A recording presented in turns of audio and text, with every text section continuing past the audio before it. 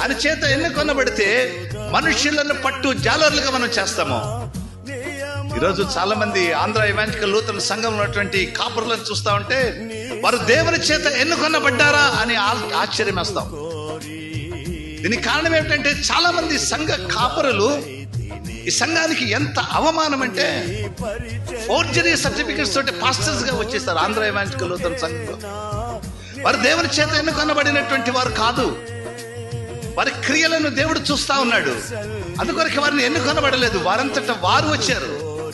కానీ యేసయ్య ఇద్దరిని ఎన్నుకున్నాడు. వారిలో పేతురు అనబడిన సీమోను, అతని సహోదరుడైన ఆంద్రేయ. అయితే వీరిద్దరిని చూసి వారు వలలు వేయుట చూచి, వారిద్దరిని కాదు, వారు వలలు వేయుట చూచి, మీరు చేపలు పట్టడం కాదు, నా వెంట రండి, మనుషులను పట్టు జాలాలుగా మిమ్మల్ని చేస్తాను.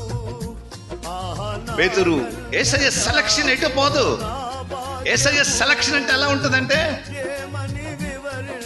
దేవుని సన్నిధిలో మనం చూసాము, పేతురు అనబడినటువంటి సీమోను ఆంద్రేయని దేవుడు ఎన్నుకుంటే, పేతురు వాక్యము ప్రకటిస్తే అపొస్తలుల కార్యాల్లో అగ్ని దిగి వచ్చింది. That is the selection of Jesus. యేసయ్య తన శిష్యులను ఎన్నుకోవటం అంటే అది. వారు ప్రార్థన చేస్తే పరిశుద్ధాత్మ అగ్ని వల్ల ఈ సంఘం పైకి తిరిగి రావాలి. ఈరోజు ఆంధ్ర ఎవాంజలికల్ లూథరన్ సంఘంలో కాపరులు దేవుని చేత ఎన్నుకొనబడిన వారైతే వారు ప్రార్థన చేస్తే పరిశుద్ధాత్మ ఈ సంఘము పైన అగ్ని వలె కురిపించాలి.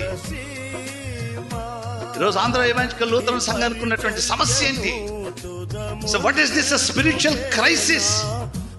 ఈరోజు అభిషిక్తులము కానటువంటి న్యాయాధిపతులు ఎందుకు పరిపాలించవలసి వచ్చింది?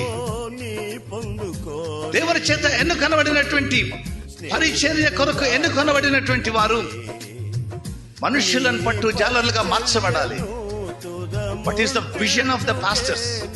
What is the vision of the congregations? దేవుడు ఎన్నుకుంటే మనమందరము, మన నాయకులు, మన కాపరులు మనుషులను పట్టు జాలర్లుగా మార్చబడతాం.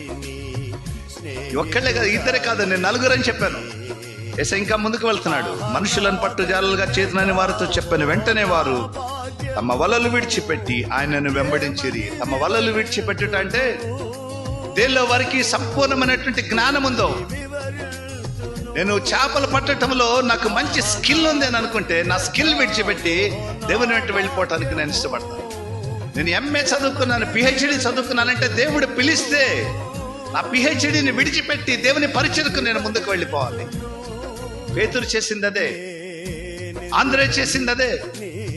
వారు చేపలు పట్టడంలో నిష్ణాతులు, కానీ వారికి ఉన్నటువంటి స్కిల్, వారి వెంట ఉన్నటువంటి వలను అక్కడ విడిచిపెట్టి యేసయ్య వెంట బయలుదేరి వెళ్ళిపోయారు. మనుషులను పట్టు జాలర్లుగా యేసయ్య పిలుపు ఉంటే ఈ లోక సంబంధమైనటువంటి నాలెడ్జ్ కాదు, ఈ లోక సంబంధమైనటువంటి విజ్ఞానం జ్ఞానం కాదు, దేవుని చేత దేవుని నడిపింపుతో ముందుకు వెళ్ళిపోతాం. ఈరోజు పేతురు మరియు ఆంద్రేయ వారికి వచ్చినటువంటి ఒకే ఒక్క పని ఏమిటంటే వలలు వేయటం. వారి వలలు విడిచిపెట్టి యేసయ్య వెంట వెళ్ళిపోవటానికి ఇష్టపడ్డారు. దేవుని వెంట వెళ్ళాలి అంటే మనం కొత్త విడిచిపెట్టాలి, దేవుని అంగీకరించాలి. ఆయన పిలుపుకు లోబడాలి అంటే మనం కొన్నిటిని విడిచిపెట్టాలి. ఫాదర్ హయ్యర్ గురించి చెప్పాలి అంటే, ఫాదర్ హయ్యర్ను పెన్సిల్వేనియా రాష్ట్రంలో ఉన్నటువంటి లూథరన్ సంఘము ఫారెన్ మిషన్స్ కి ఆయన్ని సెలెక్ట్ చేసే సమయానికి 50 సంవత్సరాల వయసు, యవనస్తుడు కాదు. అనేక మంది మిషనరీస్ యవ్వన కాలంలో ఎన్నుకొనబడ్డారు. కానీ నేను